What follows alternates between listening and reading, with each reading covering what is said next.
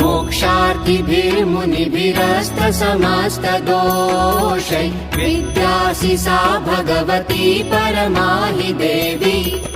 शब्दात्मिका सुविमलयजुषां निधानम् उद्गीतरम्यपदपाठवतां च साम्नाम्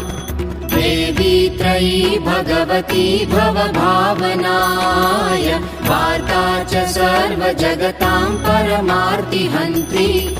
मेधासि देवी विदिताखिलशास्त्रसारा दुर्गासि दुर्गभवसागरनौरसङ्गा श्रीकैटभारि हृदयैककृताधिवासा गौरी त्वमेव शशिमौलिकृतप्रतिष्ठा ईषत्सहासममलं परिपूर्णचन्द्र बिम्बानुकारि कनकोत्तमकान्तिकान्तम् अत्यद्भुतं प्रहितमात्तरुषा तथापि वक्त्रं विलोक्य सहसा महिषासुरेण दृष्ट्वा तु देवि कुपितं भ्रुकुटीकरालम् उद्यत् शशाङ्कसदृशच्च वियन्न सद्य प्राणान् मुमोच महिषः तत् अतीव चेत्रम् वैर्जीव्यते हि कुपितान्तकदर्शनेन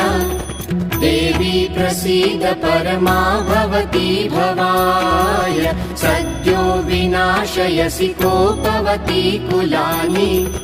विज्ञातमेतदधुनैव यदस्तमेतत् नीतं बलं सुविपुलं महिषासुरस्य ते सम्मता जनपदेषु धनानि तेषां यशांसि न च सीदति धर्मवर्ग धन्यास्त एव निवृतात्मज भूत्यदारा येषां सदाभ्युदयदा भवति प्रसन्ना